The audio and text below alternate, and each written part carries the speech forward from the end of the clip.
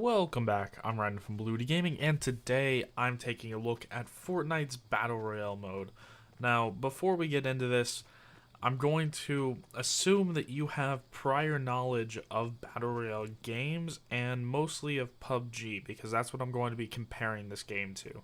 So if you don't exactly have all that much knowledge of Battle Royale games in general, then this video might not be for you. So let's get right into my thoughts on Fortnite's Battle Royale mode. So starting off, you're going to see that this game is very similar to PUBG. It's flying over a map. There's only one map in this game so far. They haven't talked about adding more, but I don't see that being out of the picture in the future. But yeah, you fly over, you drop down to a spot, you go loot different areas, try to find guns, kill other people, survive to the end, stay inside the safe zone. All the normal stuff. I'm really just going to cover what the differences is and whether you should just play PUBG or move over to Fortnite. So the biggest difference that you will see is that every single building in this game is destroyable. You have a pickaxe that you actually can't get rid of, and it can break through any sort of building in the game, and that is pretty much the biggest difference. Something that you can do with the materials that you get for breaking stuff is that you can build your own buildings. So late game, it's not really that uncommon to see different people building forts and whatnot. Although you do have to be kind of careful, as you can build a fort, spend a whole bunch of resources and time on it, and then have it end up being outside of the safe zone. So really, I found the best way to do it is to just build like individual walls when you need cover and whatnot. Although the enemy can just as easily destroy that wall as you could, so it's really a pretty big game or kind of side thing of being able to build the right stuff at the right time for when you need it, and being able to move around and create your own cover and whatnot. Another thing that this game does differently than PUBG is it simplifies pretty much everything. The easiest way to show an example of this is to talk about the ammo in Fortnite. There's 5 different categories of ammo. You have the small caliber bullets, which is things that you would find in like SMGs and pistols. Then you have medium bullets, which are things that you'd use in assault rifles. Then heavy bullets, which is things like sniper rifles. Then you have shells, which is used in all the shotguns. And then you have rockets, which is used in both rocket launchers and grenade launchers. And that is it. There's no different kinds of calibers. There's just those 5 different ammo types, and each gun uses one of those 5 kinds of ammo. They also simplified down the inventory. Instead of having a backpack that you need to find, you can now just hold 5 slots of different items. And you can either hold 5 different guns, you can hold a combination of guns and healing items. There's a big variety of just different things that you can hold there, but that is different than the building materials, as that is under a separate menu. But this really alleviates trying to actually do inventory management in the middle of the game, or towards the end of the game when you're really crunching down and trying to be just ever vigilant. You don't have to sit there and actually go through your inventory and whatnot. Now, to add on top of that, you actually don't have to find armor either, as you're just finding shield potions, and that is your overall armor. So you don't have to find any sort of just equipment. You really just have to find your guns and healing items, and then scrounge for resources by destroying other buildings. And over my time of playing, I actually really grew to love the simplicity that was in this game. I never really noticed it in PUBG that things were so complex. It only really came up when someone else had some ammo that I needed or a certain type. But now that it's simplified down to just these base parts, it's really a lot simpler, and you can focus more on the actual survival and the tactics of moving to a better position, and things that I think matter a lot more than just doing a whole bunch of inventory management, which can get kind of boring when you're having to switch off ammo with a bunch of friends and whatnot. Moving on, the map is what I'll talk about next. This map is much smaller than the PUBG map, but that is actually to its benefit because there is no actual like vehicles in this game. Everything is done on foot. So they had to make the map smaller so that you could actually get to the other side of the map if you say needed to, because of the zone being out. And in fact, I have actually made a run across the map, and it is entirely doable. They give you plenty of time, or actually just enough time, and the map is small enough that every distance that you need to travel feels achievable in whatever kind of time frame that you're needing it in. Another thing that I really loved off this is the speed at which the zone moves in.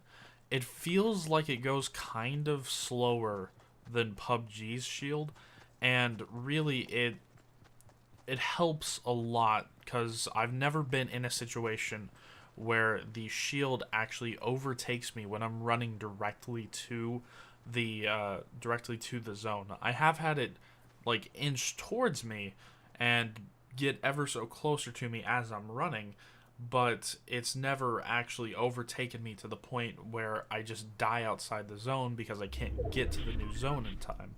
And I'll actually spring off this to talk about another thing, the information that this game actually gives you. And to tie it in with the shield, this game actually tells you how long it's going to take for the shield, once it starts moving, to actually go to the new safe zone. And then it tells you how much time until it starts moving again. You're given actual numbers on how much health you have. You're given actual numbers on how well your shield's doing. And just the added information that this game gives you, just the small stuff, adds quite a bit to this, as you can make more informed decisions about what you're doing than PUBG, when they just tell you, hey, the zone's going to be moving at this time, and you really have to guess how much health you actually have. So this is just really great additions that I'm surprised PUBG doesn't have. Going back for a second, back to the simplicity, I completely forgot to talk about this.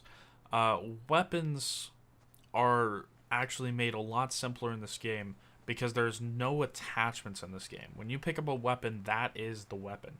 There is no... If a weapon has a scope, then it's already on there. You don't have to go and find a scope or a sight. And with there not being any sort of first-person mode, this really lends itself quite well to it. Although, springing off that, weapons are somewhat more complicated in this, as there are rarities of the same weapon. If you look in the gameplay that you're seeing in the background right now, you'll see that I have guns that have a white background, I have guns that have a green background, and I have guns that have blue background. And those are different rarities of weapons, and you can have multiple of the same weapons with different rarities. And in the Battle Royale portion of Fortnite, you can actually find 5 different rarities. The gray is the common, then you have green and uncommon, rare is blue, epic is purple, and then legendary is orange. And essentially what changes from the different rarities is a weapon deals more damage. And there are certain weapons that are only found in the higher rarities. Like, while they're both called assault rifles, there is 2 assault rifles that distinctly look like an M16, and another one that distinctly looks like a SCAR. Now, the M16 can be found at the lower rarities, anything from common, uncommon, up to rare, but the SCAR-looking version of the assault rifle can only be found in rare, epic, and legendary. So this kind of adds a bit more, but it's still very simple, as they hold the same amount of ammo, they take the same ammo, they are handled the same way, they just kind of look different, but they do still have the same name and fill the same role. And now, to switch gears completely, there is a few things that I actually don't like about Fortnite, even though I have been giving it so much praise already.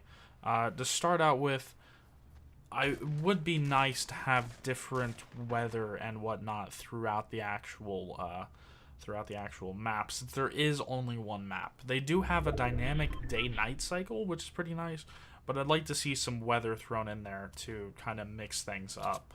Also, the accuracy on quite a few of the guns is a bit off, but Epic has already stated that they know of this problem and they are fixing this problem pretty soon. It's easiest to see this with the sniper rifle, where getting anything but a headshot at somewhat of a close-ish range will result in the person pretty much being missed completely, even if it looks like they got hit by a bullet. And other things like the assault rifles are just all over the place in their accuracy. So they know of that problem and they're fixing that. Another thing that I'd like to see is duos, because currently you can only play it in either solo or four-person squad mode. Thankfully, they are also adding in duos in one of their future updates. They're saying that they're working on duos, the accuracy, and adding in supply crates that drop in during the game as one of their next updates. They've also said that in the future, sometime soon-ish, that they're going to be adding in player leaderboards and individual player stats, as neither of those things are in the game currently. And now it's time to answer the ultimate question of whether you should actually download the Epic launcher and have to go through that and then get Fortnite to play this Battle Royale mode, or if you should just stay with PUBG. And quite honestly, I have to say, Fortnite is worth it. I love Fortnite a lot more than I like PUBG, and there's a couple reasons for that. The first one is that this game is completely free. They are not charging for any part of the Fortnite Battle Royale mode. While they are charging Founders Packs for the regular version of Fortnite, to play Battle Royale, it is completely free. You just have to download it. There's also no in-game things that you have to buy. There's nothing like loot boxes or anything like that that you actually have to put money into. It is a completely free process through and through, and that's pretty great. Also, there's no technical problems with the game. It runs perfectly. There's no glitches that pretty much the community has all found. There's only small little things that are like individual cases, but there's no big overarching glitches. And they're actually listening to their community and adding in things that people are wanting. So overall, I just think that Fortnite should be your go-to over PUBG, and really the only reason why I think that someone should still play PUBG is if they want that ultra-realistic first-person gameplay. Because when it comes to third-person, this game just blows PUBG out of the water, and I actually like that quite a bit. And I know that this is going to get brought up, so I might as well talk about it now. The whole controversy between Epic Games making this Battle Royale for Fortnite and Bluehole, the people who make PUBG. I am pretty much completely on the side of Epic Games at this point. They are just making what I consider a better product than PUBG, and really it looks like Bluehole is just trying to salvage an industry, or not actually an industry, but a genre that might be slipping away from them. Because if you look, there's a lot of things that are still wrong with PUBG that people are getting actually upset for. And it's some of this stuff isn't stuff that they can actually fix, because it's the way that they're handling the company and handling different PR things, like banning people for reasons that they shouldn't be banned for and whatnot. And there's just more and more things as time goes on outside of the game of PUBG that makes me want to not support Bluehole as a developer. And for all of those things, I really think that Epic is in the right. They're actually almost innovating on this genre by adding more things to it and creating an actual competitor to PUBG. And so far it looks like it's working. Fortnite Battle Royale mode has already got 1 million players. In just 2 days of it being out, they got 1 million players. which I know is only like a fifth of what PUBG has, but still, for 2 days, 1 million players, that's pretty good. This game isn't even on Steam. You have to download the separate Epic launcher for this game, and they still got 1 million people to do that. So yeah, overall, I'm just ready to leave PUBG behind, and I might still be in the honeymoon phase of playing Fortnite, but as of now, even with my several hundred hours in PUBG, I'm still ready to admit that this is the superior game.